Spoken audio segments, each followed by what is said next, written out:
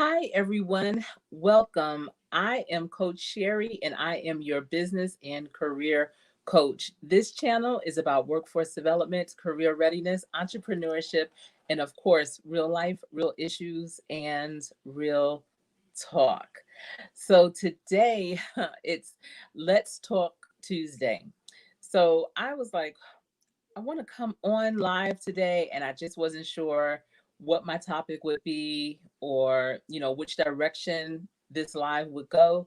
So when I was thinking of a title, when I was putting it together, I said, what can I call it? What should I call it? And if you notice in the description box, I didn't really put a lot of information because I don't know where this live is going to go. So I just titled it, Let's Talk Tuesday. This is a live where you can ask me questions if there's a topic that you want to bring up. If it's appropriate, if it's nothing too crazy, we will discuss it and let's just talk. We are in our last few weeks, our last couple of weeks of 2020, and a lot must be on your mind. The anticipation for 2021, the anticipation for 2020 to finally be behind us or not.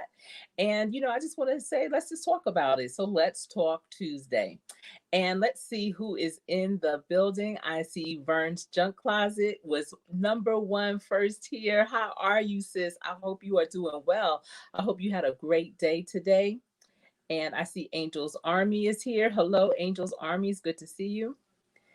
Thank you, Vern, for welcoming everyone in. I really appreciate you. Eating with Miss P is in the building. How are you? How are you doing today? How's everybody doing? Let's do a pulse check. Okay, so often we are on meetings all day. I was on two meetings, 2.5 meetings, let's say today. And people just jump right in. They just jump to it and they never really do a pulse check. So I want to do a pulse check. How is everyone doing today? How do you feel? What's on your mind? When you woke up this morning, what goals did you have set? Did you achieve those goals? Talk about it. What was your day like? Hello, Edward Smart. How are you doing today? I was looking for a playlist of yours, Edward, because I'm doing some like happy holiday playlist things and just going and supporting other channels. So if you have a playlist that you want me to play, if you could after this video or any of my other videos, if you can leave a link to it in the description. And I want it to be like all of your content. That's the thing. So if you have something, please let me know. Let's see. Eating with Miss P is speaking to everyone. Thank you, everyone, for being here. Yes, so today is Let's Talk About It Tuesday. And I want to talk about, well, you know what? This is not going to be the only thing this live is going to be. I want to just share with you something that I learned today, something that I always knew, but it was just confirmed in one of my meetings with some think tank partners around career readiness. I'm going to let a few more people come in because I know that this information is really, really important and some of you may really need it to implement it right away. So I'm just going to hold off on it for a little bit. So I do also want to say that when I woke up, I knew I had a lot of things on my calendar, and I was just hoping that I would have the energy to do it all, and I did. I had a very full day. Each and every one of my days are full. Sometimes people will say, oh my goodness, I've been so busy for the past couple of weeks, or the past month, or the past 6 months. I have been busy for the past 3 or 4 years, like straight. Since I got into the realm of what I'm doing, it has been nonstop. I'm always learning something, always speaking to someone, always putting something into place, always considering something new. And it's just nonstop. And I love it. I think that's definitely what keeps me going. It's what keeps me young. it keeps me current, and so I really enjoy, I love what I do. So, and I'm very fortunate. Not everyone is able to do what they love to do, and do it on so many different levels. And so I'm very fortunate and grateful for that. Absolutely. Let's see. Also, if you are new to this channel or if you've been here before, if you have just always just kind of hung out and never really said anything in the chat, I appreciate you for being here. But if you don't mind, I am inviting you right now to hit the subscribe button.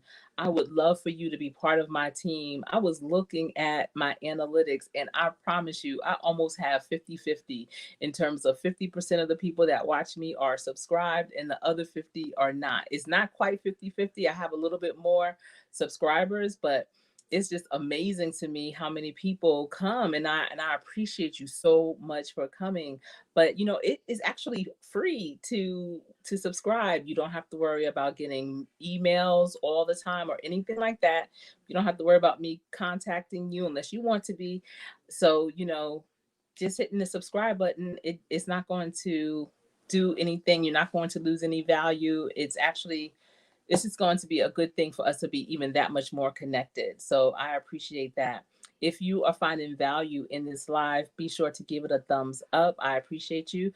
And you know what? Join the conversation, the chat. I love it when people are in the chat speaking to one another.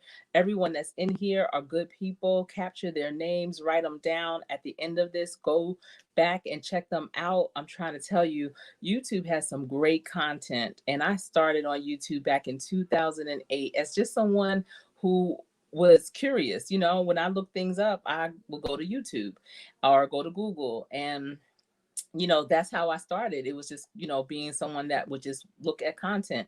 When my kids would come home, especially when they were in elementary, like late elementary, middle school, and oh, hold on. Okay. And when they would have math problems for homework that I didn't even know what the math was, I'm like, what do they even call this? So if they couldn't explain it to me, then I would just say, well, what is it called? Type the name in YouTube and see what comes up. And more likely than not, there would be an instructor that was on there teaching exactly what they needed to know. So YouTube has been a tutor for my kids, and I've really enjoyed the content. So I understand if you are like that too and you have not started your channel, because believe it or not, the majority of the people that I know outside of YouTube, just personal friends and family, they don't have YouTube channels. They're like, I mean, I go on there, but I'm not doing anything. And they have so much value to give. I'm trying to encourage and inspire them to come on and do a channel as well, because I think that this vehicle is something special. I really do. And I see more people are coming in. I see Pastor Kim's Corner is in the building. How are you doing? It's so great to see you. I am glad that you are here. I see Country Boy Magic. Hello, Country Boy Magic. You and I are recently new to each other. How are you doing? It's good to see you. Thank you all for being here. I appreciate each and every one of you. And I see Vernell Livingston. How are you doing? I was wondering to myself as I was setting the time for this, and I know that you are in California, so you have a few hours behind us. And I'm always wondering, like, I wonder what Vernell is doing in the middle of the day, if this is like even a good time for her. Because typically I know people on the West Coast, they will have things scheduled late for me, like 9, 10 o'clock at night, but it's really the evening for them. So I'm glad that you were able to pop on over here. And let's see. So everyone is still speaking. I'm glad to see that everyone's coming in, taking off your coats, because it's cold here in the Carolinas. Oh my goodness. We are expecting some challenging weather tomorrow. It's not going to be any snow or anything, but because we're having rain and the temperatures are going to be below freezing, the streets might be a little slippery. So I know a lot of people today were scrambling around trying to get their things together, because here in North Carolina, it's funny, but it's sad, and it could be dangerous. So, where I'm from in New Jersey, northern New Jersey, I mean, it takes a lot for everything to shut down. Here, it's just the word of snow will shut everything down. So, people aren't used to driving. I know that their cars are probably not equipped to drive here, no matter where we lived, especially because we lived like the Southwest, West Coast type of thing for a long time. We would always purchase our cars in the North because we always knew, my husband and I are both from the North, and it's like we eventually we'll be back there, and we don't want to have a vehicle that we can't really drive or function up there. Thank you for speaking to everyone. It's so good to see everyone. Yes, absolutely. It's cold. Yeah, it's cold. 47 degrees in California. Wow. That is really cold. Oh my goodness. The coldest part of of California that I would recall would be like the San Francisco Bay Area. I know it gets a little chilly there, but Southern California, San Diego, I never hear of the temperatures dropping so low. So, what I wanted to share with you all as you continue to come in, and this is Let's Talk Tuesday, you can write in the chat any kind of topic you want to talk about, anything you want to discuss, any information you might want to know about your career, about entrepreneurship, about workforce development, about me, anything at all. Feel free to ask.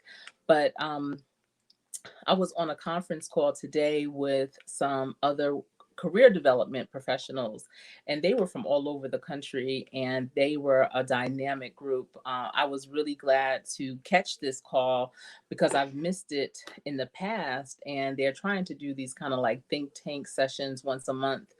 And one of the things they were talking about was 2021 and the expectations for it. And I can't say that I was blown away by the information that they were sharing about 2021, because it's information that I've known since 2010 and have been working towards developing for 2020, much less 2021. And so I felt like they were a little bit behind the curveball with that.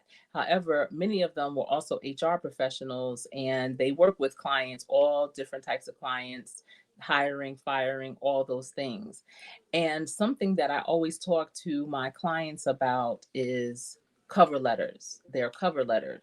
And so many people feel some kind of way about a cover letter because, a lot of organizations and businesses always will say it's optional. When you go online um, to apply for a position, it'll tell you, to upload your resume, possibly upload your credentials that you may have, certifications, your education, your transcripts, upload maybe a referral or recommendation, and they'll put down that a cover letter is optional.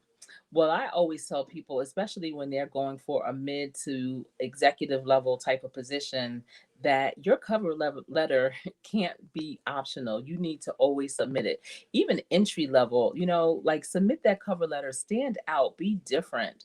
Because sometimes when a hiring team is at a table and they have thousands of resumes to go through, thousands of information to peer over, and they see what the criteria for the position is, and so many people are qualified to do it. You need something that's going to just put you over just a little bit more, and sometimes it is that cover letter. So today in our meeting they was talking about cover letters and how important they are and how they're making a comeback. And so I told them, I said, I'm so glad that they are making a comeback, because I always recommend that my clients have it.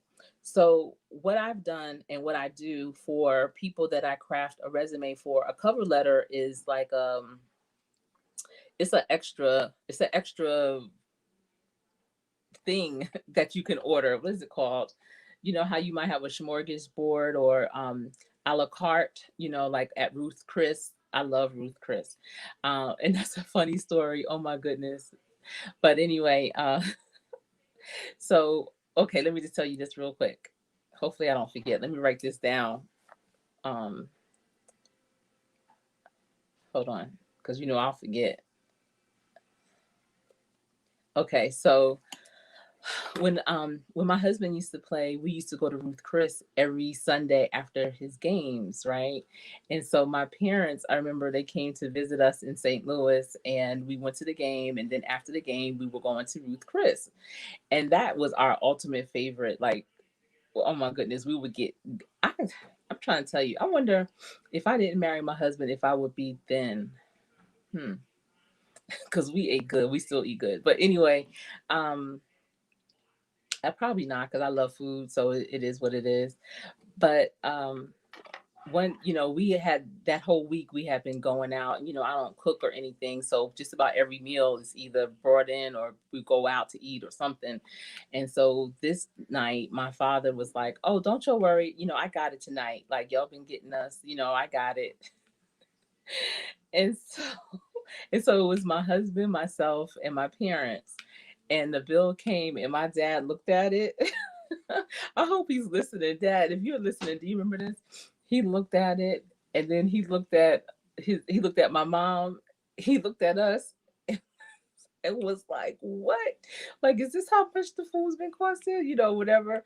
But yeah, it could add up. Oof, but it's so delicious. Let me see who else is coming in. Um, okay, she was saying that. Good. I'm not too far down. It's cold where you are as well, eating with Miss P. Okay. I see everyone is speaking. Okay. Are you doing videos right now? Are you doing videos right now, Miss P? Country boy saying I am fresh again. Okay. Okay. Your US and your German time. Thank you. I know I'm kind of jumping all around, but it's Let's Talk Tuesday. So yes. Thank you. Hello, inspiring charm. How are you doing? Welcome. Welcome to the live. Thank you for coming in, just feeling at home. I love it. Absolutely. Vernell is saying a cover letter is the bullet point of what the resume has in it that makes you stand out from other people. That's the same. Yes, that's in the same position. Absolutely. Yeah. Okay. You living here in St. Louis? No, I used to live in St. Louis. I used to actually live in Chesterfield, and I loved it so much. That was one of my favorite places. I loved it because of the people, and I talk about it often. I wasn't there for a long time, but I was there. My husband was one of the first, was part of the team that was the first of the Rams when they first moved to St. Louis. So we were part of that migration. Um, yeah, thank you. Okay, so let me tell you about the cover letter. So yeah, so for me, with me being also a resume writer, I will let that be an option for my clients. Like if you want a cover letter, that's something like a separate thing, because I feel like a cover letter is really a personal document, but it allows you to go into more explanation. So for instance, if you have been a stay-at-home mom for a long period of time, but you may have done some remarkable volunteer things, or you may have done some things within your home. For instance, if you are a stay-at-home mom and you're interested in a position that might be with construction, let's say, you might want to be an administrator, executive administrator, or an administrative assistant with a construction firm, or a firm that deals with projects, project management. It could be engineering, it could be a variety of things, it could be anything. Well, if you are a stay at home mom and you have to manage contractors that come to your home to do various tasks, like maybe fix your plumbing, your electricity, um, anything in your house, if you've had a room added on or painters come in, like you are handling projects. So you can talk about how you've managed handling projects, how you have a vendor list, even if it's just for your home, a vendor list of people that you deal with on a professional basis, how you have managed different projects in that way. I know when my children were in elementary school, I promise you, the mothers ran that elementary school like a corporation. They were no joke. Over 100 parents volunteered every single day. When we had fundraisers, they were well attended, and we always made over five figures. They really tapped into all of their resources. We always got great donations. We had people donate even additional resources like books or computer programs, technology, things like that. Those stay-at-home moms were no joke. I would always look at them, and because we were all on the PTA committee together. They didn't call it PTA though. What did they call it? Yeah, I think they called it PTA, because in Virginia they called it something else. It wasn't PTA, it was something else. But at any rate, I would look at them and I'm like, these women were CEOs before, because they know what they're doing. They have this thing locked down. And see, that's something that you could even put on your resume, or your resume as well as your cover letter. If you worked as a volunteer to raise money, how much money did you raise?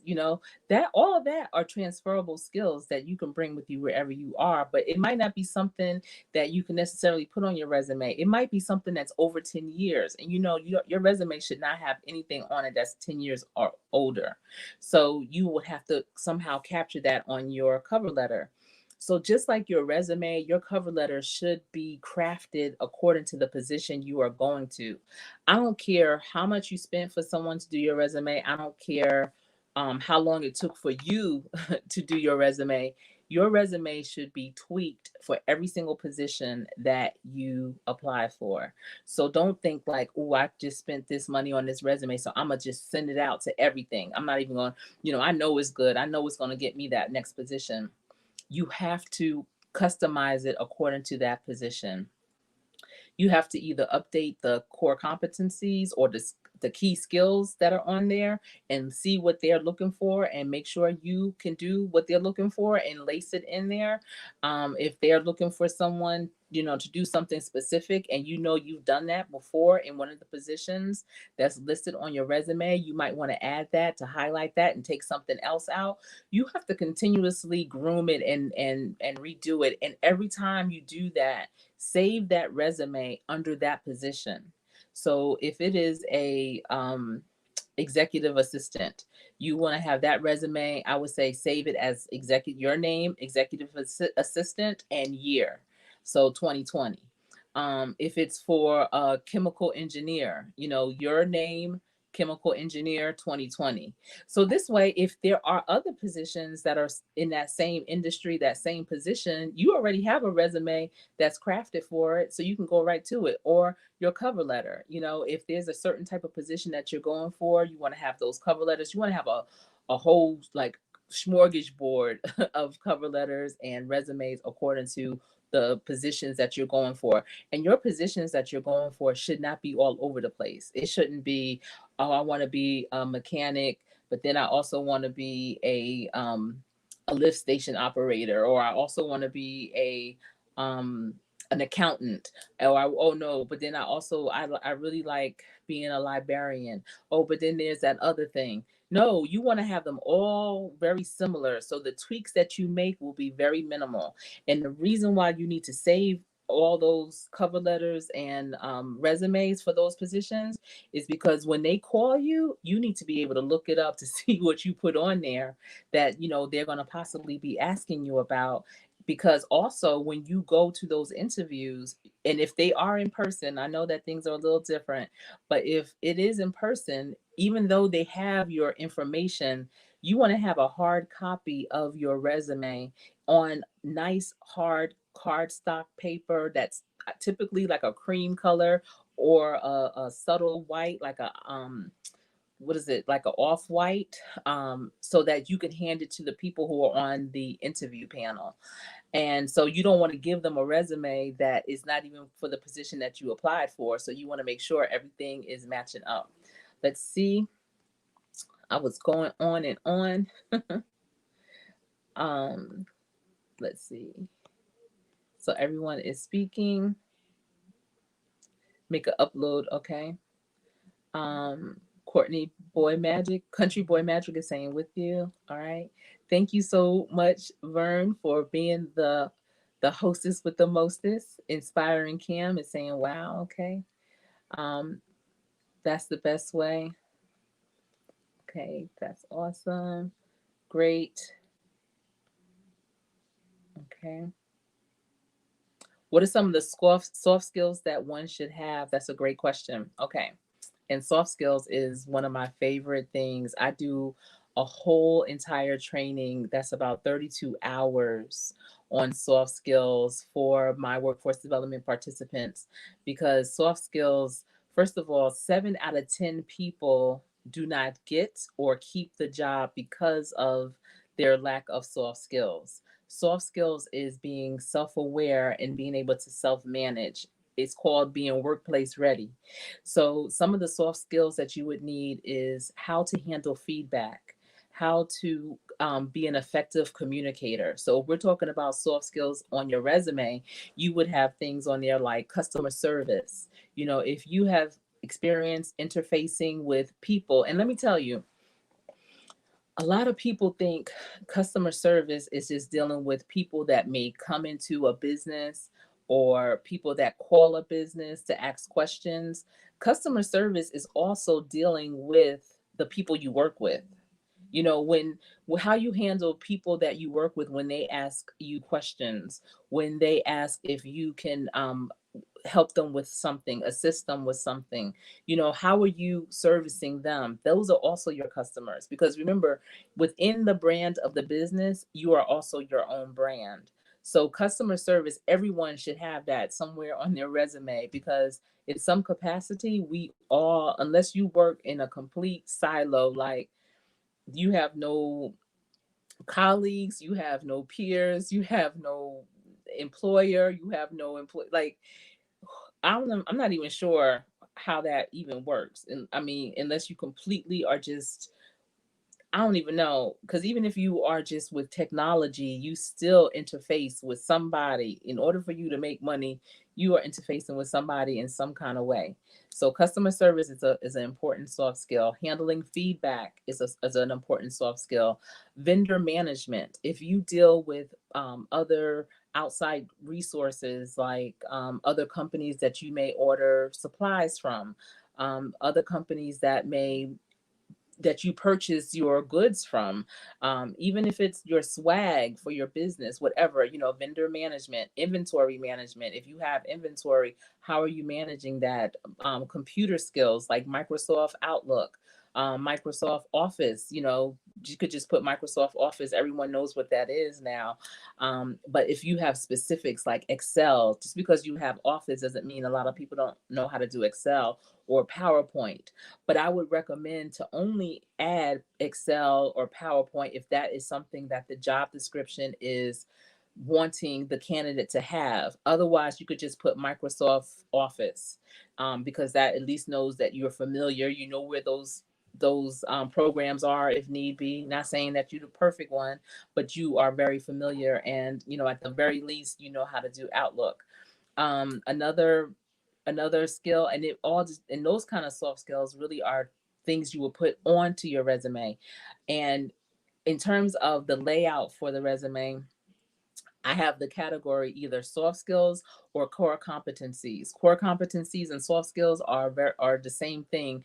To me, it's just a matter of what level of resume you have. Are you at an entry level? If you're at an entry level, I'll put soft skills.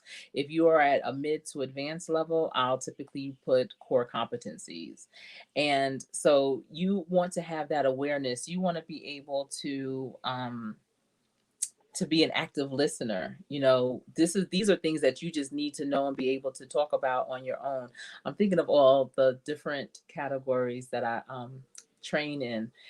Workplace ethics. Do you know the proper protocol, the written and unwritten rules of a job, of a business, of an organization? The unwritten rules are oftentimes even that much more important than knowing the written rules. Also, you want to know the four C's of communication. You want to be able to be clear with it. You want to be able to know how to write effectively. As a communicator, there's so many different skills that you would have to have and be aware that you have them in order to be workplace ready. And that's the thing, the awareness. You want to also be able to not allow things to escalate, so to be able to manage yourself in a point where if there's a situation, you know how to navigate through it. You know how not to let it escalate to become a situation that could possibly have you or the other person lose their job, because that's not the goal. The goal is not to wake up in the morning to go to work to get fired or to have someone fired because of your lack of self-awareness or self-management. When you have self-management, that means you understand where other people are at. You understand what their triggers are, And you know, just as an adult, not to push them to those levels, you know. When people just have no clue because they are just going through the motion, going through the process, that's when situations occur, you know. It's understanding what your beliefs are, but realizing that what you believe is not always aligned with the situation that you currently are in. And the only way you can know that is to really be clear on what your goals are. Because if your beliefs will allow you to react in situations in a way that's not going to support your goals, then you can't react that way. You have to do it differently. You have to pause and, you know, really assess everything and then move. In real life, on a professional level, it's not about reaction, you know. You want to really be able to assess what's going on, you know, look around, see if there's anything else that can be done before just jumping in, you know. It's almost like in your personal life, when you have your family especially, you know, you really want to react so fast, you sometimes don't ask questions, especially as a parent, you just go go go. But even then, you know, when you really become self-aware, you'll find yourself implementing all those types of strategies, thought processes in all areas of your life. And those are the things that changes the game for everyone. You know, when you can effectively communicate with your loved ones so that they understand what you mean and you understand what they mean. And so together y'all can come up with a better solution. When you can handle the feedback, when someone tells you that's not really the way that it should be done, and you not get offended, you know, you taking feedback and looking at it in a positive way versus a negative way, looking at feedback as a way to grow and rather than a way to just stunt your growth, because that's not what it's all about. So I hope I gave you some, you know, a little bit of background on what those would be. With your resume and your soft skills, like I said, you really want to align your skills that you have with what they're looking for, and then whatever else you think might enhance it. I have so many thoughts going on in my mind because I literally do resumes for all different types of industries. So it's hard for me to just say these are just what the soft skills are. So, you know, it really is specific to you and specific to where you're trying to go. I see Yeast Belize is in the building. Hello, hello, and Tales of Tea. It's great to see you all. Let me see. I want to pull people up as they come because I don't want to miss anyone, and I want everyone to see who everyone is as you come in. What are some of the soft skills? Okay, that's. I hope I was able to answer that. Just thank you so much for sharing me out. I appreciate you. Thank you. Scratching Pete, hello. And I caught your premiere late today. I saw that it was coming up. It was like 20 minutes. And I said, oh, look at that. I'm going to catch Scratching Pete's premiere. And then I don't know, life happened. And next thing I know, I went back and it was over. I said, wait a minute. So I watched the replay. That was really good. You do a great job with your editing. You really do. Everyone is speaking. Great. Let me see. Radical Productions. Hello. Welcome to the live. I appreciate you for being here. I appreciate each and every one of you for being here because today is Tuesday and we're doing Let's Talk Tuesday, but you could have been anywhere. So I appreciate you for stopping by, even if it's just for a moment. Thank you so much. Yes, just got in, catching the live. Thank you, Tells the T. We're just talking, you know, it's I don't have a agenda. I don't have a topic. I just really wanted to just let's just talk. You know, sometimes you just have to have those kind of days where you just say what's on your mind and see where it takes you. Yes. Oh, you're welcome. Great tips. Thank you. Thank you very much. Everyone is speaking. Yes, Yeast Belize and Vern. Those are the twins on the YouTube streets. Yes, they are. Let's see. And you all, if y'all don't have Vern, y'all are missing out. She is the official YouTube cheerleader. And congratulations to her and all the other winners. Oh my goodness. On I Am Content. And Vern, who was the other content creator that collaborated with her on that? They did an award show, a YouTube award show that aired on Sunday. And y'all, that was dynamic. It was so good. They had voting, they had categories. It was professionally done. The editing of the video was remarkable, and they did the announcements of the winners. It was so good. I was so impressed. Oh my goodness. And I know Vern was a winner, Vern's Junk Closet. Um, let's see. The Positive Pusher was a winner. A whole bunch of people. You guys have to go and check it out. The video isn't that long and is well worth it. Even if it was that long, it is well worth it. I see Keisha's comedy set. Hello, welcome to the live. It's good. You're new to me, so thank you for being here. Absolutely. Eat to Live Strong. Hello. I'm pulling everyone up because as the replay happens, people won't be able to see who all were in the live. So I really want everyone to get a chance to be seen. Thank you for asking everyone to thumbs up the live. Eat to Live Strong. I appreciate you. I really do. Yes, and so everyone is saying hello. Let's see. Oh, you're welcome. So your video was awesome. It really was. Uh, let's see. They're saying hello. Vernell is saying work without communication is dead. Communication, what's a plus on your team when you work together that makes her supervisor. The good in the process is more money in your pocket. Yeah, when you can effectively communicate, it can save you money, it can make you more money. But when people are not certain, when there's not enough clarity in what a person is trying to say, especially as a team, it can waste time, energy, it can cause frustrations that did not need to be. Okay, so primping ain't easy, and I am content produced the YouTube awards. So if you guys have a chance at some point, catch those two channels, I am content and primping ain't easy. They did a phenomenal job. Yes, they did. Thank you, Vernell. Thank you. So everyone is speaking. Wait a minute. I'm looking at your channel. Wow. Oh, okay. Let me write her down. Let me see. Keisha's, because I'll check you out when I'm done as well. Comedy. Okay, so let me tell you guys what is coming up. And I am ultra excited about this. This came to me at 4:30 in the morning the other night or the other morning. And I'm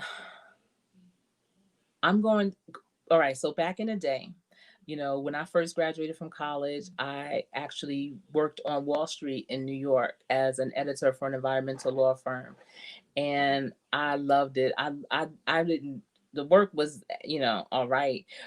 I just loved working in the city. I loved the commute. I loved the people that I worked with. I loved where I worked. I enjoyed the, you know, the different things that I saw. I mean, I had to get to the bus stop. I had to take a bus to 40th Street in New York, take the A train downtown, walk over, and get to my and just being exposed to so many different people, smells, sounds, hustle bustle, always something to do after work, someplace to go, a play, a club, something, always something to do. And just to be young and in that environment was everything.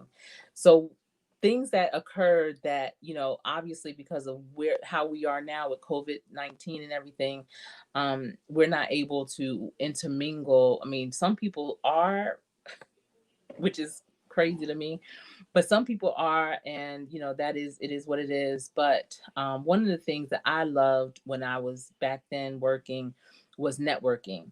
And I always loved networking, though, don't get me wrong. I grew up with networking. My parents in their business had to network, and I will go with them to events, and even in college had to network. Definitely after college when I was working, like I'm saying, networking, but on a more social level.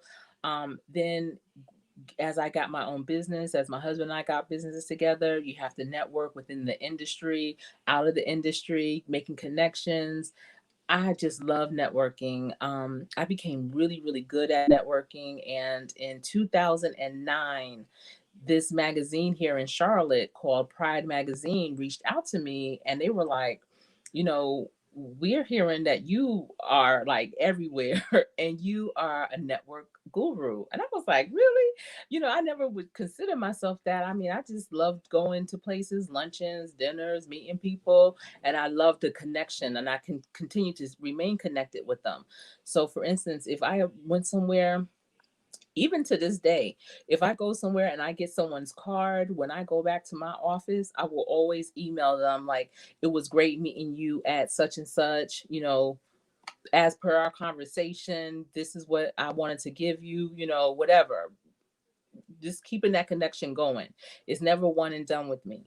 So, they did a article on me in the magazine, and it was their multicultural edition. So Pride magazine typically will have a new magazine come out. I'm not even sure. I don't want to say it's every month, but it's like every 2 months, or it may be every month. But their multicultural edition, it stays for the whole year. So it's almost like a special edition for that year. And so they had me in it as like the networking person or whatever. Unfortunately, I wasn't able to do much about that article in terms of seeing where it was going to propel me, because that's when I ended up moving to Virginia to care for my mother. So, and that was in Charlotte. So, at any rate, I still love networking. And so I know that, we are all somewhere else. I have people in this live that are in upstate New York, New York City, California, Hawaii, Charlotte, just everywhere. And so at 4:30 in the morning, it came to me to do some networking events here on YouTube. So this Thursday from 6 to 8, I am doing a third Thursday networking event. And next month in January, I'm going to do a First Friday. So if any of you are in a metropolitan area, you may be familiar with Third Thursdays or First Fridays. And those are typically some really big events that I don't even know who started them, but some organizations, I mean, I don't even think it's like one person. It's almost like a mukbang. Who started that really? But people are doing it, and they just do it everywhere. They do eating all different types of food, no matter what city, state, country they're in. And so that's what First Fridays is. That's what Third Thursdays are. It's where, somebody came up with the idea, but it's just people just started to do it in all different major cities. So I'm going to start doing it here on YouTube. And I'm starting it this Thursday, which is the third Thursday of the month. And what it's going to entail is, if you have a business, if you have a service, if you have a product, if you have a YouTube channel, whatever you have that you want to attract more people to, you are welcome to come. As long as you show your face, I will bring you up onto the panel, and you will have up to 3 minutes to give your elevator pitch. And your elevator pitch could be inviting people to come and check out your YouTube channel. Your elevator pitch could be sending people to your website for your business. An elevator pitch could be talking about a special that you have on products or services that you offer. You will be able to show whatever you have. If you have t-shirts, books, cups, hats, head wraps, face masks, a service, whatever it is, I'm going to leave it open for 2 hours, and I'm just going to have people come up one at a time and just do their elevator pitch. I need you to have your pen and paper ready. So when these people are giving you their contact information, you can write them down, put stars next to the ones that you really, really love and you want to go back to. And I think this will be a good way that, not only will you see what they have to offer, but you will hear it as well. And I'm hoping that it will just make our community that we have here even that much tighter. I wanted to bring value. We are on the eve of the holidays, which is next week. And so maybe depending on the mail and how things work, some things you might find as great gifts, for the holidays or beyond. It's not just the holidays, you got birthdays, anniversaries, just because. I love just because best of all. So I'm inviting everyone. It's going to be at 6 p.m. and it's going to be for 2 hours. So from 6 to 8. If you want to drink a glass of wine, have your glass of wine. If you want some seltzer water, have your seltzer water. If you want to have a coffee, have your coffee. Whatever your drink of choice is. Unfortunately, I'm not going to have enough for everybody. So it's BYOB, bring your own brown bag. And we could just network together. And that's what this is going to be all about, networking. Let's see. Um, thank you. I'm going back and seeing who else is here. Thank you, Vernell. I'm trying to tell you, I have the best mods in the building. Yes, I do. And I appreciate everyone. Um, Thank you for welcoming everyone, especially because I'm just going on and on. um, what's that? Kibu vibes. Hello, hello. How are you? Let me write your name down as well. Kibu. I hope I'm saying it right. Kibu vibes. I don't have my contacts in. You guys, let me tell you, I'm the worst when it comes to my eyes. I wear glasses, but I don't have glasses. I don't even own a pair of glasses, but I need glasses really, really bad. I have what do they call it? Well, first of all, I have astigmatism, but I have something else that like older women get. I forget what it's called. It's like monovision or something like that. And it's funny when my kids got old enough to read, I would I, I would tell them, especially because my son was the oldest.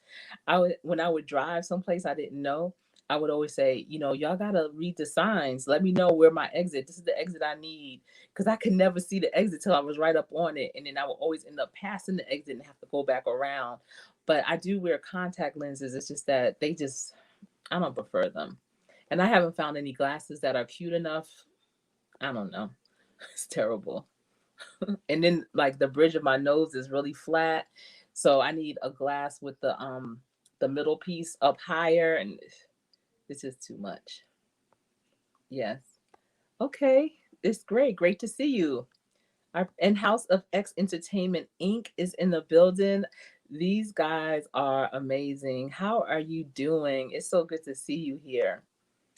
It's Oh yes, thank you, Vernell. So my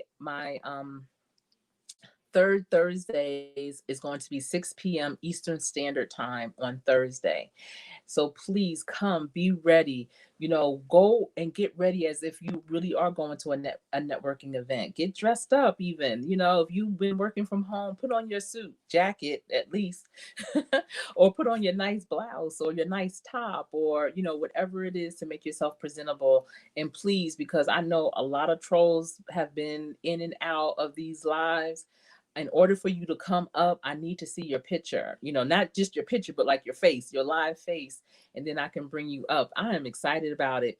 And please, y'all, bear with me. I'm still relatively new to all this. Yes, I've been on YouTube since 2008, but I've only been a content creator since 2020, 2019, and so I don't know all the ins and outs. This is going to be the first one for me to do, and it's going to be the first time I'm like bringing people up like that as well. So, it may have some sharp edges. So just bear with me, y'all. We doing this together. We at the ground level, and we just gonna keep making it better. That's what I love about not being perfect, is that you always have the opportunity to get it better and to do it right. So I'm not gonna be mad at it as long as you're not. Like, I'm not. It's not gonna bend me out of shape and make me upset if it's not perfect, because I'll just know what not to do or what to do next time. Let's see. I see everyone is speaking. Let me go up. Yes. And I apologize for this like looking one way or the other. That's just how my technology is set up. Let's see. Zaya Rose is in the building. Hello. You're just about finished with this semester of school. I hope that everything has gone well for you in school this semester. Oh, thank you. Working and building, that is what it is. I tell Vern all the time that she stays booked and busy, and while she's booked and busy, all of us, all her booskies, are building and growing. So let's all do this together. Yes, I'm doing very well, Zaya. Thank you. Good. I'm glad you're doing great. Let's see. Thank you, everyone, for speaking. God bless you too, Minister of Music Terrence Trower. It's so great to see you. I hope that you heard about my networking event that I'm putting on. It's the first one is this Thursday, and it is third Thursdays, and it's an opportunity for people to share more about and invite people to come to their channel, to their business websites, to show them their products, the services that they have to offer, all of that. And I'm going to be bringing people up and down. And between you and Pink Motivation, you guys have really showed me a different way of navigating the lives. So I don't know if you've noticed, but I have started when I have a guest, when they are speaking, I will let them be up by themselves and just it's all you. And I learned that from you and Pink Motivation. So thank you. Because when I was on for your youth Sunday, I noticed that that's what you were doing. And I was like, wow, that's really interesting. I like that. I like that concept. And prior to that, I was a guest on Pink Motivation, and she did that as well. And I thought that was pretty powerful. So I learned something. Thank you. Let's see. I see everyone is speaking. Edward Smart is speaking. Picky Dell, Mama Dell, hello. How are you? So yes, okay, yes. So, Mama Dell, I don't know if you caught it, but I am having a third Thursday's networking event on this Thursday at 6 p.m. Eastern Standard Time. And if you're interested in showing off what you have in your business, what's going on, any specials you have for the holidays, new fabric prints, anything, I'm letting everyone that can come up between 6 and 8 p.m. Eastern Standard Time with your 3 minute or less elevator pitch. So, your elevator pitch, and I hope everyone has one. If you don't, that is going to be another video that I'll do, but you should have your elevator pitch.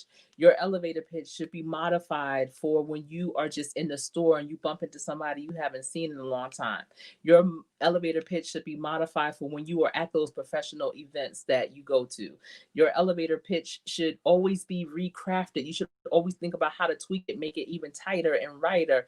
There's so many different ways to do it, but one way is definitely to make it almost like a cliffhanger, so that because it's your trailer, it's the trailer to who you are, what you have to offer, what you can do, and you want people to want to know more. You want them to have a higher level of curiosity. So it's almost like them grabbing your arm and saying, wait, wait, wait, wait, tell me some more. What else? Wait a second, give me more. What do you have, um and I've had so much success with elevator pitches.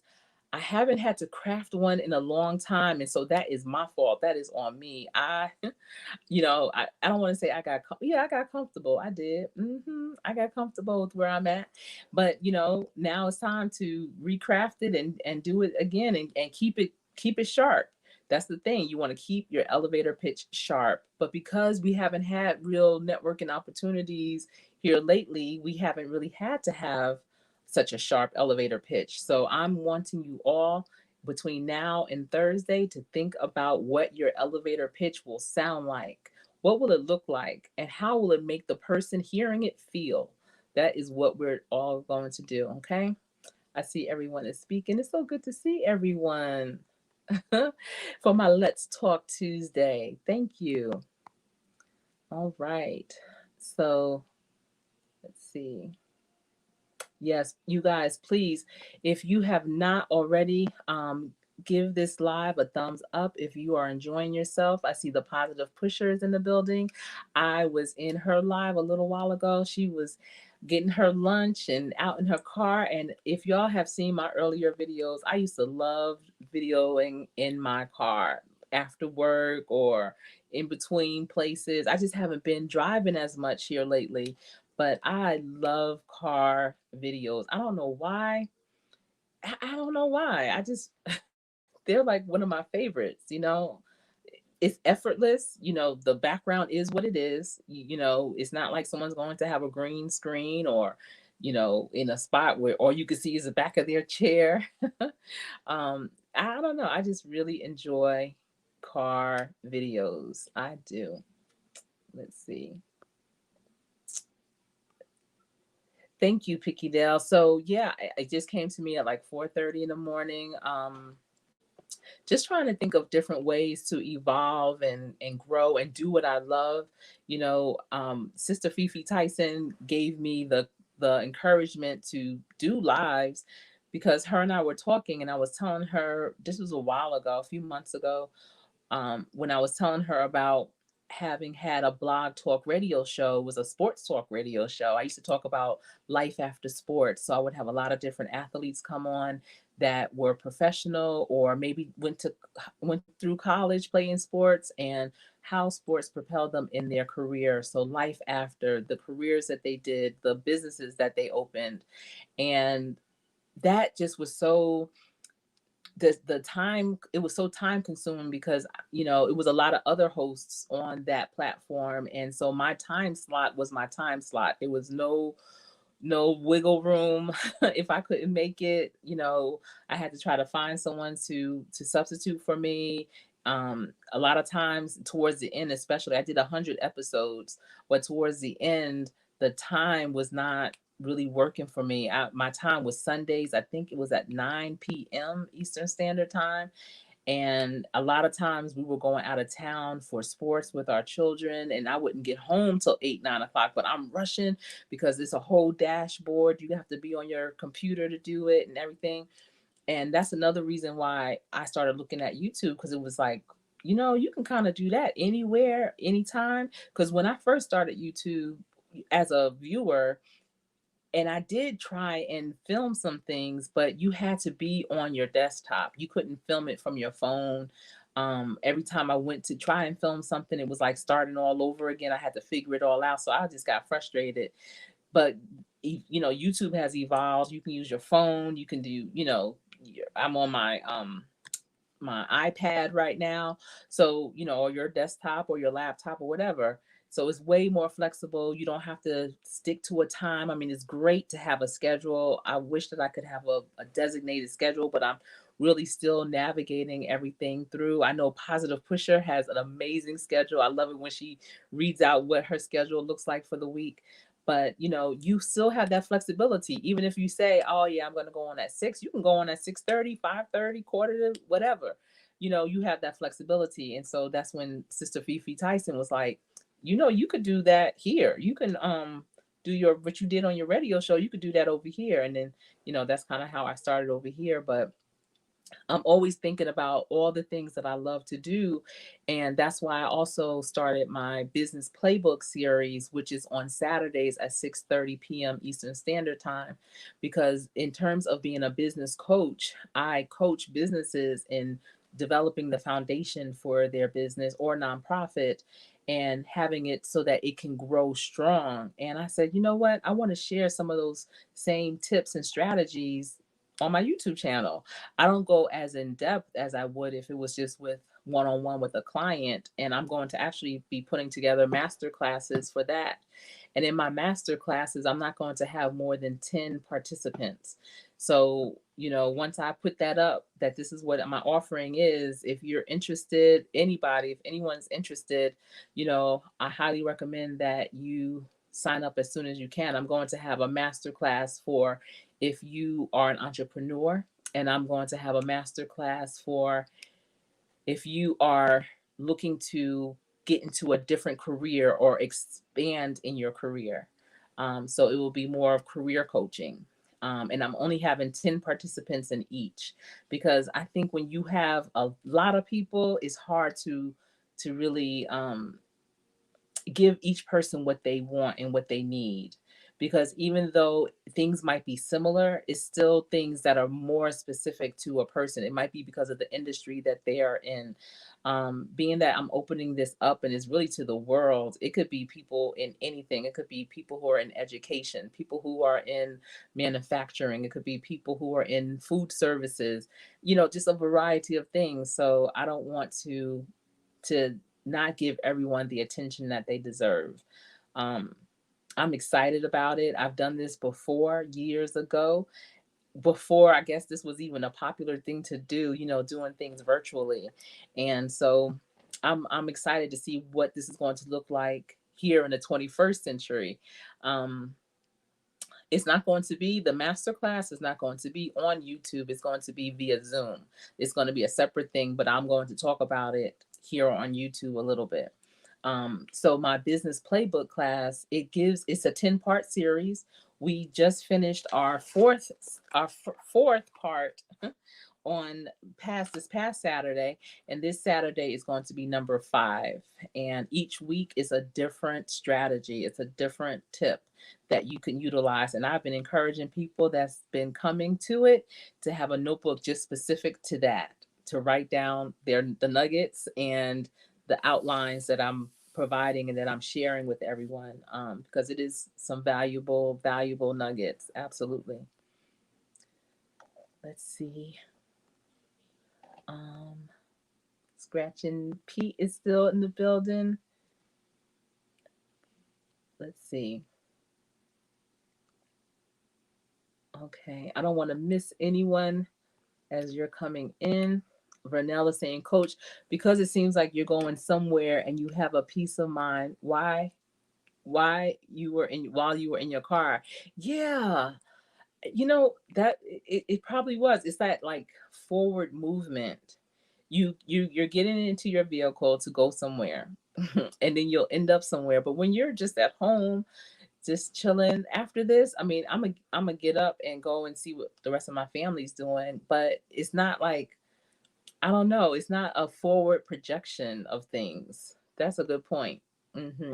Taylor's Fire and Smoke Cooking. Good evening. How are you doing? It's good to see you. It's great to see you.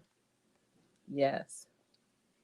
I'm trying to tell you, if y'all like some barbecue, some good barbecue, go over to Taylor's Fire and Smoke. I, for somebody, I'm really a food connoisseur. I am. I am. I'm an expert at eating. I know good food. I just can't cook it. So, natural way. Um, and I know I'm gonna say it wrong. Acho, akochi tea. I have something special coming to you. It's probably tomorrow. How are you doing? I'm glad that you are here. I'm gonna keep you up here because I love your profile picture as well. Yes. Let's see. I see everyone is still speaking. All right. So I have on this T-shirt, and I don't think y'all can see it. Let me see. Can y'all see? Let me take Natural Way down. Okay. Can y'all see my T-shirt? Oh, okay. I know the Fleur de Lis, um, Mama Dell probably likes the Fleur de Lis because she's from Louisiana. I done messed up my whole T-shirt. Um, but this T-shirt, you guys, it has to be. Let me see, my son's 22. This T-shirt is like 23 years old. I need to figure out who made it because the quality is dynamic. It's probably my third time wearing it, maybe, but I had a sweatshirt on. Today was like a sweatshirt type of day for me. Just I don't know. It was just so kind of cold, and um, even though I was in meetings, it was still it was a nice sweatshirt, but it was a sweatshirt kind of day. But now it's kind of warm, and I said I want to just put on a short sleeve shirt, and I just went in my drawer and I pulled this out, and I hadn't worn this in I don't even know how long, a very long time. But it's a shirt that I had, and I just kept it. I just put it to the side and kept it. And it has it's black and gold. And so for you all that are football fans or NFL fans or whatever, that would be the New Orleans Saints. And so when my husband played with the Saints, we had an organization, and it was called Jones Outreach. And we would outreach to different organizations in the community, and I would schedule like for speaking engagements and things like that for my husband.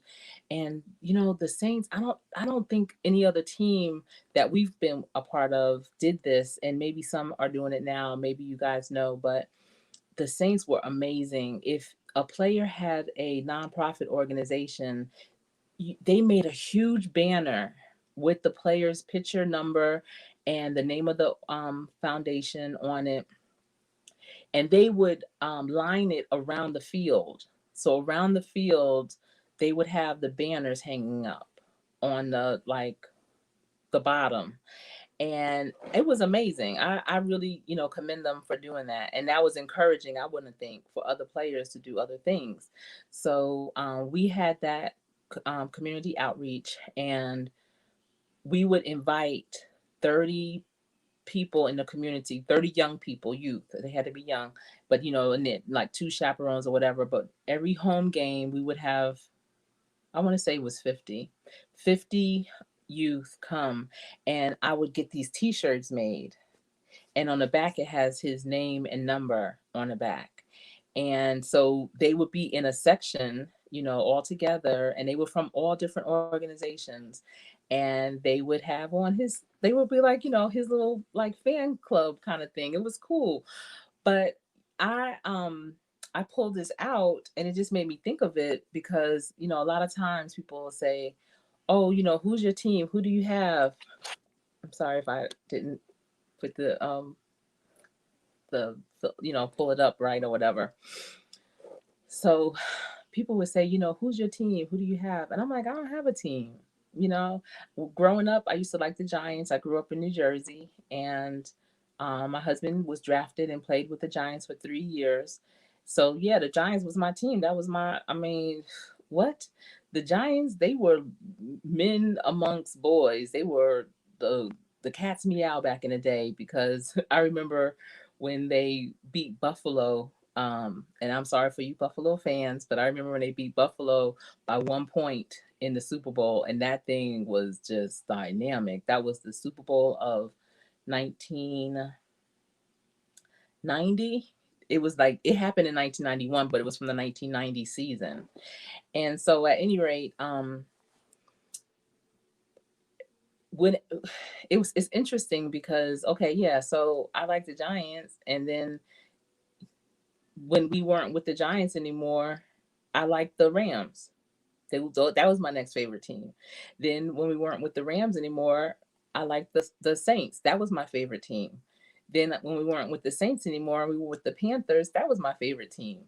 And so now I don't have a favorite team because he's not playing anymore. And it's like I know the business of it, and it's not. Now I have to say the NFL has been and is good to our family still, but the business is something else. And I think seeing it from that viewpoint, it makes it different.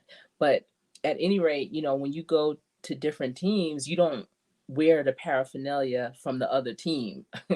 So a lot of the great paraphernalia that I had from each team is gone. I don't know where it is. I mean, I'm sure it's packed away somewhere. I don't know, but there's only like I have a couple of like or vintage Ram sweatshirts, and I have maybe like one Panther sweatshirt. And then I have this that like I literally have in my possession. They're not packed away or whatever. But it's just really interesting when I was thinking about it, how you never see, first of all, not really, well, some I guess, but you just almost, you I don't want to say you throw it away, but when you are on to the next team, you are literally on to the next team. You are not even thinking about the previous team. You're not worried about the clothes that you've gotten. You might have gotten some outfits custom made, whatever. You're not even worried about that because it's on to the next. It's who is the employer now kind of thing. Um, yeah, it's an interesting industry. And I remember um, his last season before he retired, I actually stopped going to most of the games because I started to feel like I'm looking at him work. He doesn't look at me work. I don't know. It was just weird. So I would just take him to for the home games, I would just take him to the hotel, pick him up the morning of the game, take him to the stadium. After the game, I would meet him, you know, at the stadium after the game. But I was home the whole time watching the game on TV, making sure he's straight, making sure he's good, safe, because even when I would go to the games in person, I never looked at the whole game. I always had binoculars and I was just zoned in to him and, making sure that he was good. Like if the quarterback threw the ball or the running back had the ball, I didn't know if they made the first down.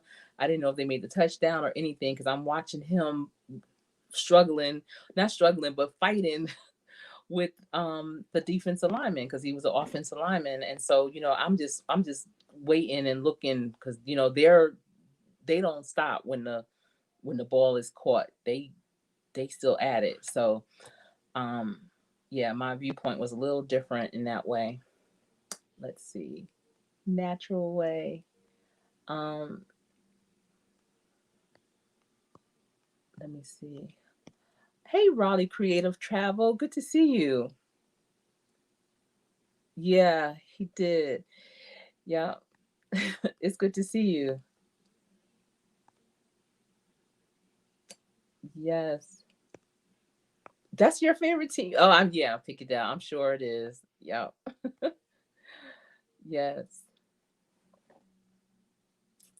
Yes. The Saints are in the building with that t-shirt. Yeah. I'm surprised it can still fit. So I'm happy. Yeah, who that? Oh my goodness. My son actually had his first real bath that I gave him um in the Saints owners box in at the stadium when he was a day old, 2 days old, because we had to evacuate. It was during Hurricane George. It was before Katrina, a few years, several years before Katrina. And oh, it was something else, y'all. So, and I know I have a walk with me video where I talked about it, but I had my son September 25th, and he was uh he was a week early, and so he was our first baby. Didn't know whatever. And my mother-in-law, she's my husband's from New York, and so my mother-in-law, she actually just retired that year. She taught in Brooklyn for 30 years, fourth grade. And she came and stayed with us for my last trimester because it was during the off season. I mean, it was during preseason and the season, and I just didn't want me to be by myself because my family's in New Jersey. And so it was a Friday. Well, it was a Thursday night when I went in, and I had my son that Friday morning at like 7 in the morning, and the team was going to play Indianapolis, so he was with me Friday, and then he left with the team on Saturday to go to Indianapolis, and he thought I was good because I was in the hospital, had a nice room. His mom was there, everything was good. And so Saturday morning, I remember calling up all, like the other wives that I knew. I'm like, "How y'all doing? I had my baby. Y'all coming to the hospital?" They was like, "Girl, no, we in Atlanta or we in Houston or we." I'm like, "What are y'all doing?" Because I'm thinking the game is in Indianapolis. Why are y'all in Atlanta or Houston?" And they were like, "It's a storm coming." I said, "Really?" And so the week before, okay, so with these t-shirts, every week when we had a home game, I would deliver these t-shirts. So if the game was Sunday, I would deliver them on that Friday. And I would deliver it to the different organizations and stuff. And so I remember the Friday before, it was a tropical storm, and it was crazy because my mother-in-law and I were delivering the shirts, and we were picking up my father-in-law. He was flying in from New York, and I can't remember who they were playing that weekend. But at any rate, we looked out the window, and we lived in Kenner, Louisiana. So we looked out the window, and because everybody was like, "Don't go out. It's a tropical storm," And from New Jersey and New York, we're not used to that. We don't have all that. So I'm looking, I'm like, they always exaggerating down here. I said, they always exaggerating. It's just rain. They always making it more than what it is. It's only rain. They always crazy. They so crazy.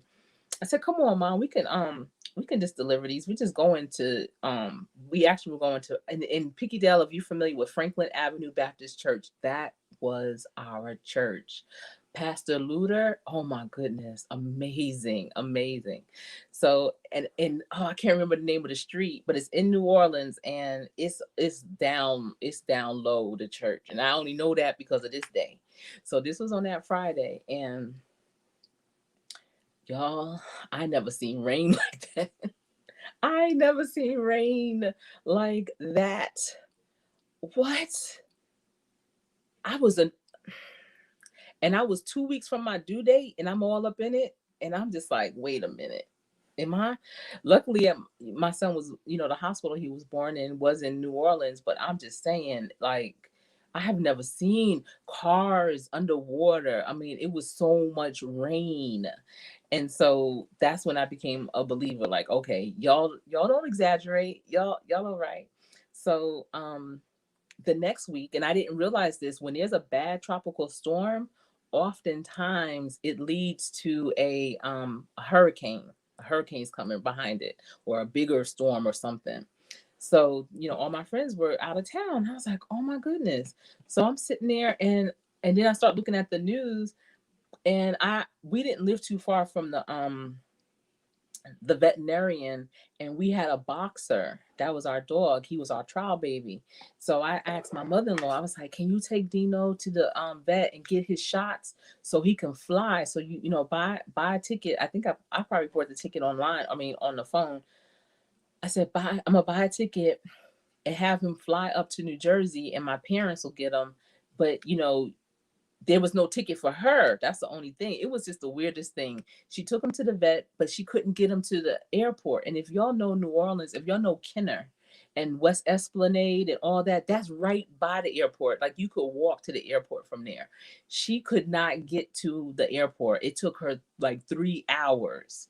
So in the meantime, but I didn't know this. So in the meantime, I'm in my room, and her plan was she was going to come to the hospital and stay with me because we lived Lake Pontchartrain was across the street from our house. Like, our neighbors across the street, the lake was up from their backyard. Like, you literally had to walk up. And so they kind of put like not a mandatory evacuation, but a highly suggested evacuation. And we had a ranch. So they was like, if you live in this community, you might not want to stay here. So she had planned on coming to the hospital and staying with me, but now she has my dog, so she's bringing him to the hospital, and she's going into the she was going to leave him in the garage, the parking deck, and just go back and forth out, to see on him and everything. But when she was on her way to the hospital, and it was about 4 o'clock in the afternoon, my son was just circumcised that morning. The pediatrician and the doctor came in to see me, and I'm like, hey, how you doing?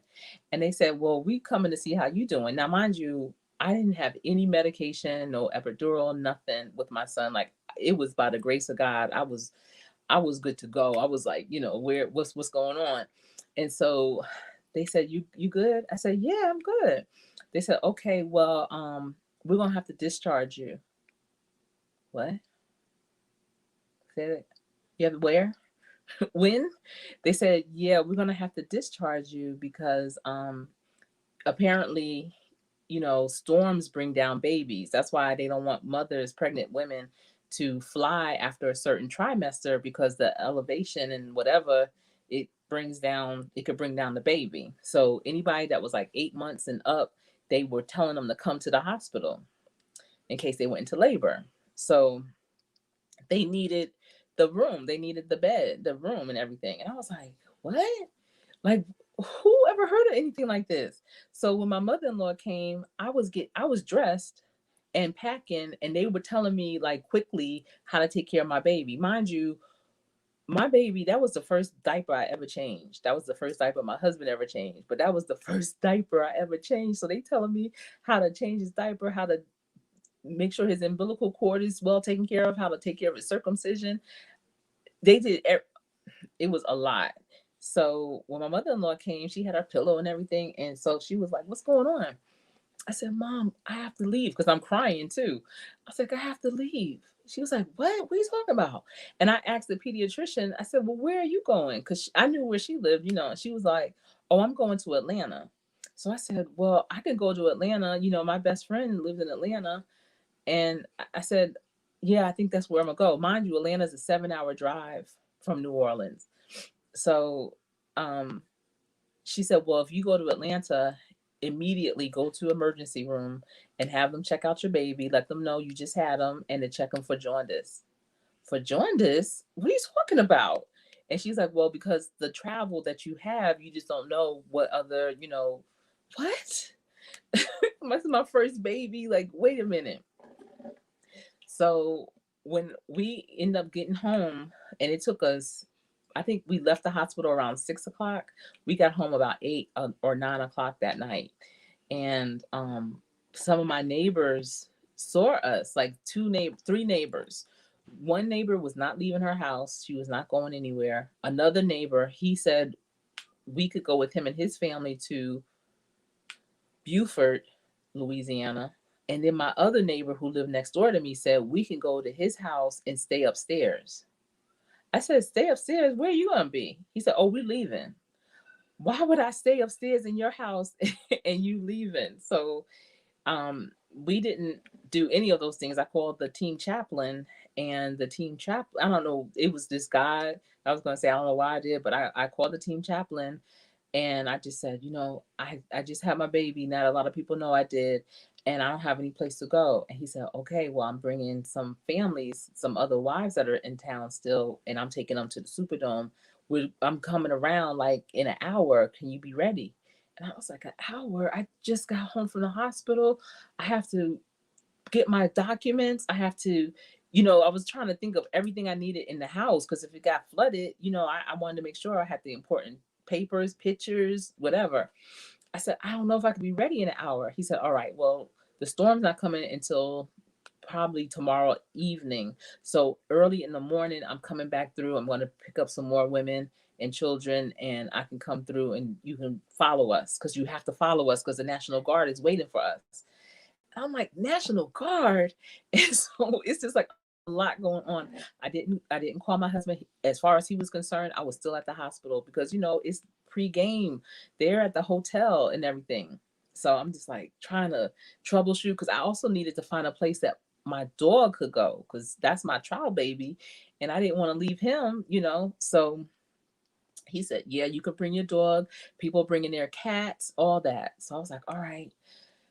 So that next morning, it was like 6 o'clock in the morning. And I remember in behind our house, like way behind it, was a park, a really nice park. And so I had taken my dog back there and I was walking him, and it was like a movie set. Everything was so peaceful. Not a leaf was stirring, not even a mouse. But it was so just the stillest I've ever experienced the outdoors to be. It was so still. And I see the caravan coming, like all the trucks and cars of everybody that I knew coming around and circling to come to my house. And I go back home and I'm like, Mom, they're coming, you know, they're coming. And she was like, all right, we had packed our truck. I mean, we had inflatable mattress. I had my son's pack and play for like a bassinet thing. We had all the perishable foods that we had. We had, I mean, just documents, pictures, awards, just like everything that, you know, you can't replace, packed in our truck. And so they come around, and just the sight of them just made me just automatically just start crying. I guess I was just so emotional also from just having had a baby 2 days ago. Not even like a day. My son literally was like a day old. And we go to the Superdome and we park. If y'all know, the Superdome has a parking deck inside. So we go in there, there's nobody there. Like, I don't see any other cars or anything. And I'm like, where's the people that he said he brought the night before? we get on the elevator, we go up to the, what do they call that? The suites, section. And they had National Guards down like at the entrance of the elevator, and then they had them when we got off. And when we got off the elevator, it was a hallway, and there's the suites, off the hallway, the different rooms. And I thought I was in a college dorm. Like, I just saw women and children. And it was, other wives, and they had been there the night since the night before, so they were comfortable, so they had shorts on. They each had a room, we each had a suite, and their families were in the suite, just the wives and the kids. And it was surreal, because I'm walking in with a newborn baby, and then our dog, my mother-in-law took him down. They had all the animals in the locker room, but because my dog was a boxer and he looks menacing, but y'all know, if y'all know boxers, they're the sweetest dogs ever. Um, they had him in his own room. They put him in Mike Dicka's locker room. They didn't want him with the other dogs or whatever. So he was in there by himself. I never went down there to check on him. My mother-in-law, she did that. She was amazing. She went back and forth, and then um, it was just unbelievable. But I just remember, I'm just fast forwarding because I feel like I've shared this with y'all before, but I just remember that Sunday after the game, they asked my husband, "So what are your thoughts on your wife and your baby being at the Superdome?" My husband was like, "What?" Oh my goodness, it was not a good interview. Let's put it that way. But we were there till Tuesday. So we got there Sunday morning early, and we stayed until Tuesday. And my husband didn't come home until Tuesday. They couldn't even fly back until Tuesday. So it was a lot. Whew. And for those of you who have had children, imagine a day after really having your baby being in a situation like that. Like, it was a lot. It was a lot. And then on the way home, my mother-in-law was driving, and I was sitting behind her, and she had a seizure while she was driving. It was it was a lot. So I guess this is Let's Talk Tuesday. So I guess I can talk about those types of things. That was just really crazy. Yes, I'm glad to have you here, Natural Way. I am. Let's see. Mm, that was a situation, y'all. I know you love it. I wish I had more. I don't know. I mean, I know we had quite a few left, because I would get them made in bulk and in various sizes, but they're packed away somewhere. Oh my goodness, if we have any left. Um, yes. I'm trying to go back and see everyone and what you were saying. I wish they had place marks here. Um, Vern, can you put Picky Dell information? Okay, yeah, Vern, if you can put some links, if you can put your link in first of all, and then yeah, Picky Dell's whoever. I don't know if other people are able to put their own links in. I saw you greeting at the work. Thank you. Let's see. Hello, let me see. Tania Zone, hello, aloha, aloha to you. How are you doing? So we have Edward Smart. I don't know if you and Edward are connected, but he's in Hawaii as well. How are you doing? Oh, there's so many great people in here. Somebody needs to tap me on the shoulder. Vern, you're supposed to tap me on the shoulder and say, Coach Sherri, you need to put a pause right there. Hello, Life with the Sunflower Lady. Were you live like today or yesterday? Because I feel like I just missed your live, or you had a premiere. I really wanted to see it. I'm gonna have to go back to your channel and catch the replay. Yep, that's right. Over the bridge on Franklin. My grandmother lives off Franklin in Gentilly. Did you ever go to his church? Let me tell y'all. Pastor Luter for Franklin Avenue Baptist Church in New Orleans. I don't know if y'all, wherever you go to worship, if you are like really excited on Sunday to get there. You want to be first there. You want to be there from the very beginning. If you don't feel that, I understand, because it's not too many places of worship that really had me feeling that way. Like, oh, I have to be there. Like, no, come on, like we gotta go. We gotta, that's how urgent it was for me to be there at the beginning, because the moment you walk in, you get the feeling. It's just that thing. Ooh, everything about it, how he is so personable when he is preaching.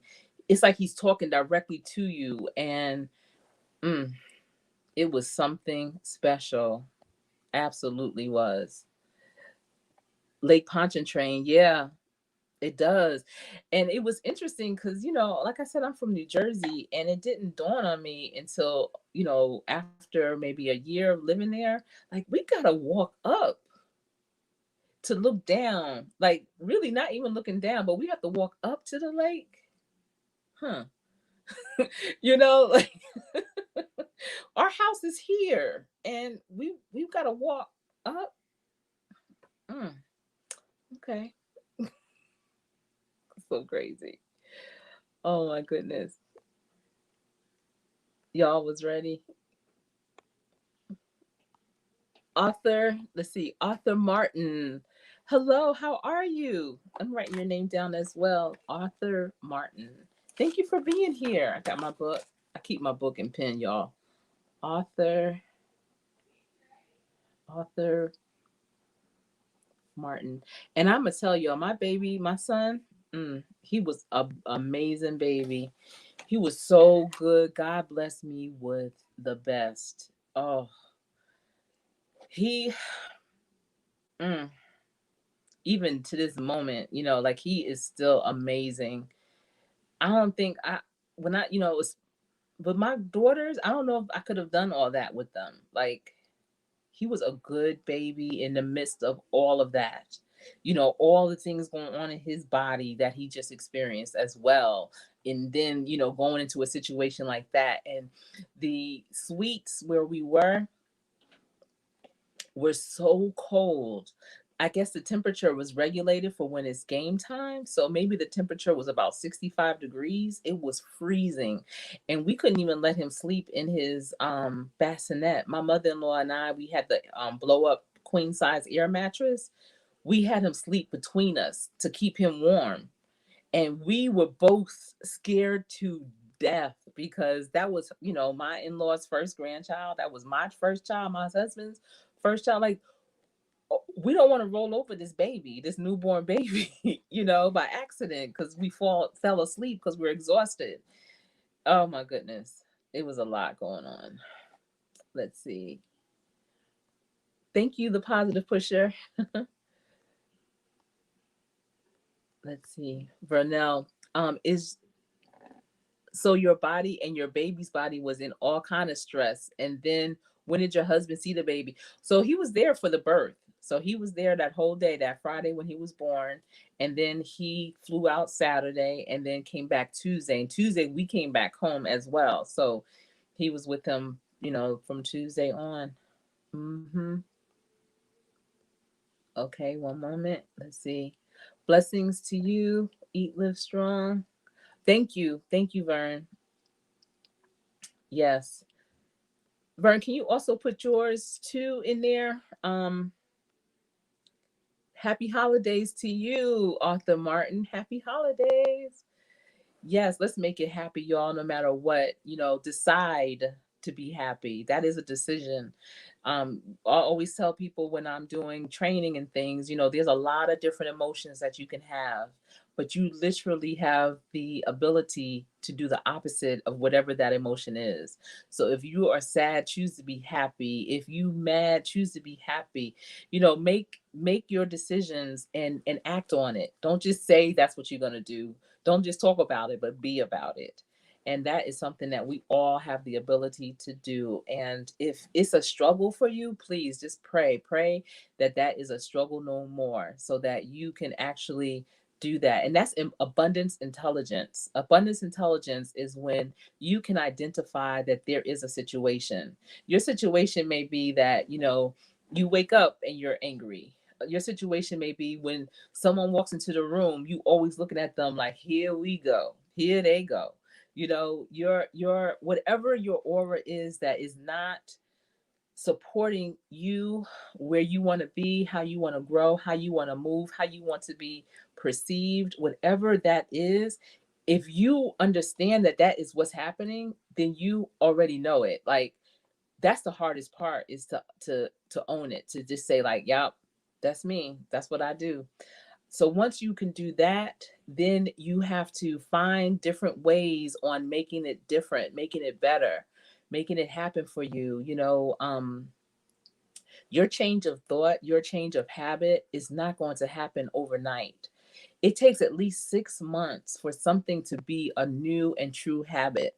So don't think, oh, I've been doing this for a week and it's still not changing. Or I've been doing this for 2 months now and I don't see a difference. No, you have to keep at it. And it's something you consciously have to do. So once you understand, once you see it, you're like, all right, then you are owning it. You said, all right, I take ownership of that. I'm accountable. That's how I've been. I know that I jump off too soon. I know that I get mad at the drop of a dime. I know that I'm lazy. I know that I procrastinate. I know, whatever it is that you need to own. Once you own it, you see it and you own it, then you start looking at different ways to change it. What are some of the strategies that you can use to improve it? It could be your mindset. It could be setting up new systems that you now have to follow. It could be just doing things in a different way that's going to help you get to that goal. It may be setting up your day different. It may be ending your day different. Whatever you have to do to change, to make a positive change of what you have just owned, you need to live it. So once you are living it and you every day consciously are putting it into play, and then once 6 months comes up and you've been putting it into play for 6 months, you can say to yourself, huh, I'm it. Like, I'm being it. I am being it with more frequency, with more regularity. It's coming naturally. I don't even have to think about it. It's like tying your shoe. When you were young, you had to think about when you had to tie your shoe. Sometimes you forget to tie your shoe. Your shoe be untied, and grown-ups will always tell you, don't trip on your shoelaces, tie them shoes. But you're not even conscious that, you used to other people tying your shoe or wearing slip-on shoes or whatever. But once somebody keeps pointing it out to you and you start to realize like, wow, yeah, I did fall real bad back there. It probably was because my shoes were untied. And so then you start to say, well, you start to notice that, and you own it, and you like, yeah, I didn't tie it tight enough. Let me double knot it. Okay. Let me tie my shoe. Let me tie my shoe. You telling yourself this because it's not natural to you. Let me tie my shoe. I put my shoe on. Let me tie it.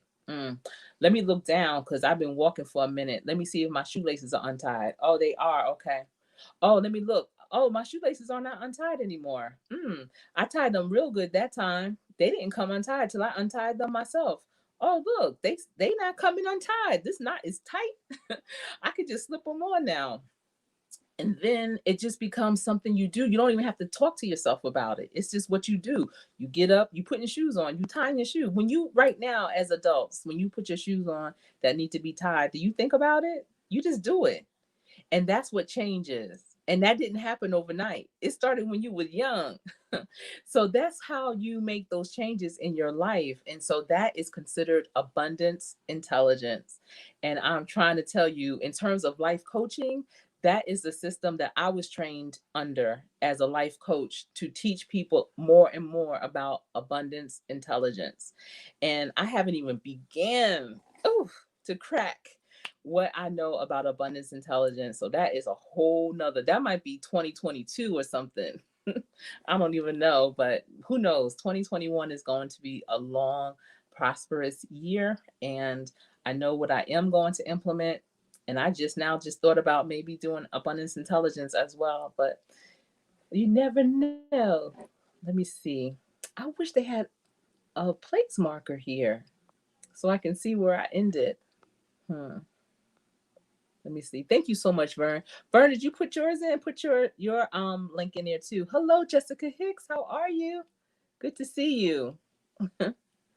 Great to see you. Great to see everyone here.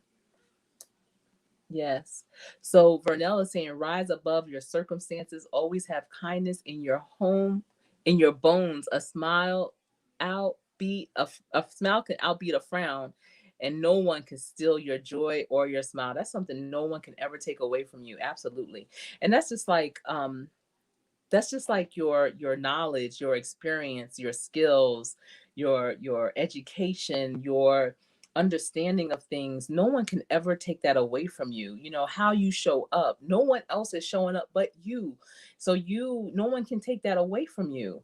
No one can make you at that point. And so, it's really important to understand that and to own that, and be real proud of that. Some people don't realize what you have, nobody else can do it like that. No one else can take that away from you. It belongs to you. That's your special thing. We all have been created in such a unique way, and we have to tap into that. Sometimes people just feel like, oh, I'm just ordinary. No one is ordinary. Everyone is extraordinary. And the thing that makes you that is that extra piece, that extra effort, that extra moment to understand, to take the time out to understand. That makes you extraordinary. And so we all have it in us.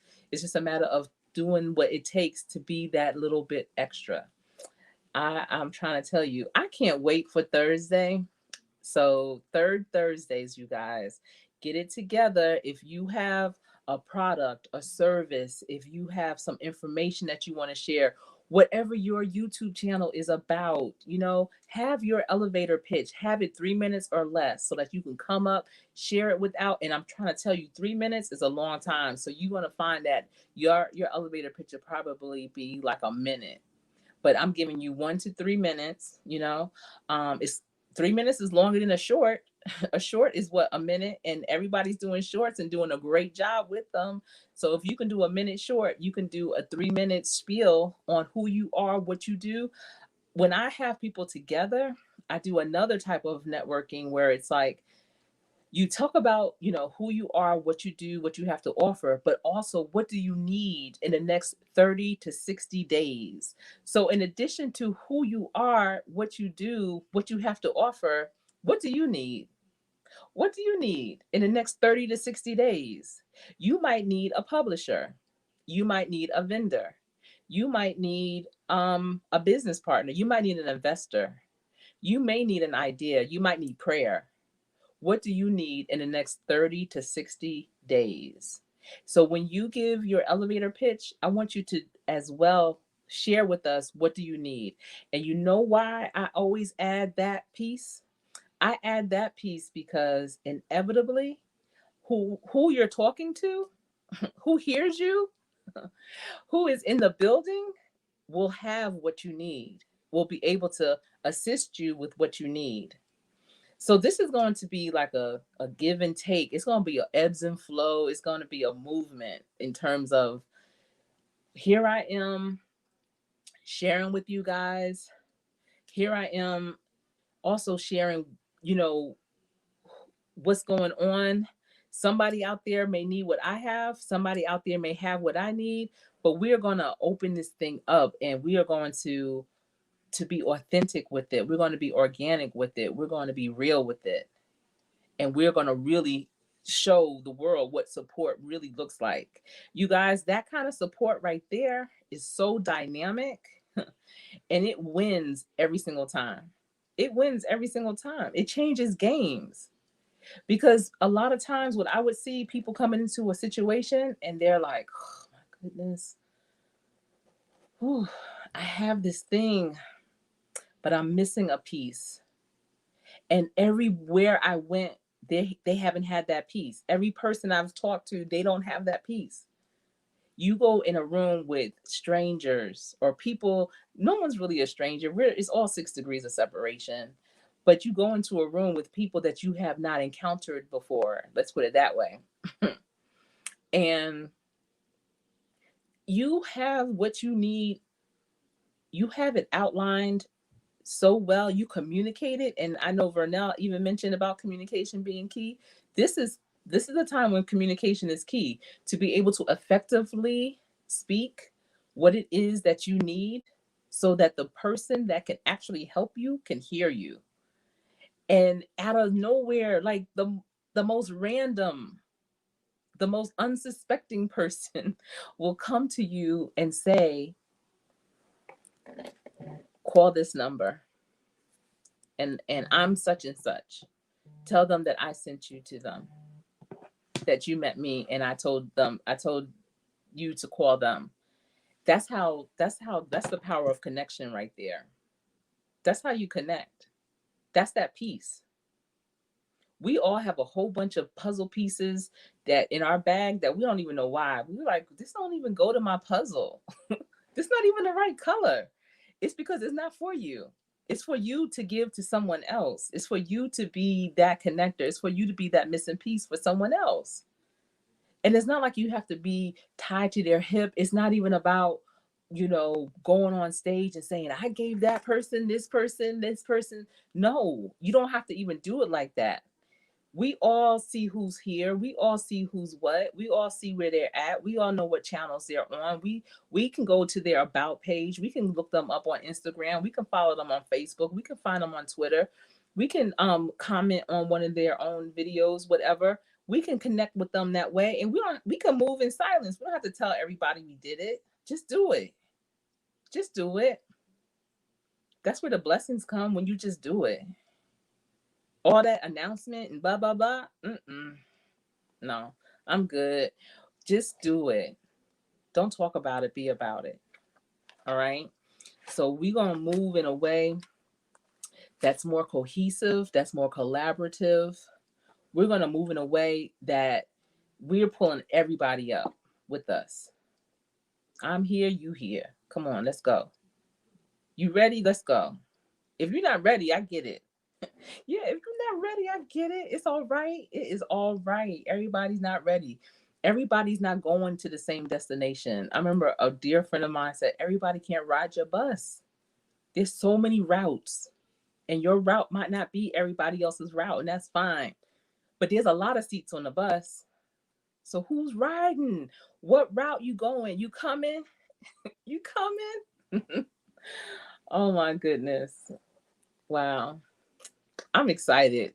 So I'm inviting you. I hope you bring a friend or two and come on Thursday at 6 p.m. Eastern Standard Time for our third Thursday's networking event. It's going to be a virtual happening. I'm excited. You know what? I'm not even sure how it's going to turn out. It's going to turn out great. That's what I do know. I'm just not sure of the mechanisms, and I'll figure that out as I go. It is what it is. I know that you guys still care for me and appreciate, so I'm not even worried about it. I know that this is a safe place, no judgment, and we gonna just like rock it and see where it goes, and that's how it's gonna be, because I know that it works, and I know that it's a beautiful thing when it works. You all have something, and there's more than someone. There's many people out there that's looking for what you have. There's many people out there that have what you need. So we just got to connect it all together. That's what that is. That is what that is. Let's see. The positive pusher. I've enjoyed my time. Thank you. Oh, that's right. Happy anniversary. Happy anniversary. Happy anniversary to you and your husband. Congratulations. Yes. Thank you, Pastors Kim's Corner, for listening. I appreciate you. All right, you guys. Natural way. Yes, she is a blessing. Um, yes, enjoy. So you guys, okay. Have a great meeting, Vern. Have a great meeting. Absolutely. You guys, I am going to get ready to put a fork in this, and I appreciate you all for the Let's Talk Tuesday and allowing me to talk. I mean, y'all were talking too, but y'all weren't talking as much as me. Tina Zone, thank you for being here. Thank you all. I don't want to start listing names because then I'll start tripping over things and miss somebody. And I don't want to miss anyone because every last one of you have been so important being here with me this evening. Whether you were here the whole time, part of the time, or just for a short time period, little corner, even if you were playing double dutch, jumping in and out. I know how it is on these YouTube streets. We're trying to support everyone and it can be challenging. So for those of you who have been here, and especially the ones in the chat for keeping it moving, I appreciate you. For those of you that just were listening, I appreciate you too, because I get it. I have to listen to sometimes. So thank you, thank you, thank you. If you are brand new to my channel, or even if you're not, but you just have not yet subscribed, please hit that subscribe button. Also, give this video a thumbs up if you enjoyed yourself. I enjoyed myself. I'm going to go out and give myself a thumbs up. I enjoyed you guys. Thank you. Thank you for giving me this platform. I mean, you have it too, but thank you for giving it to me because y'all were here to receive it. So I appreciate each and every one of you for that.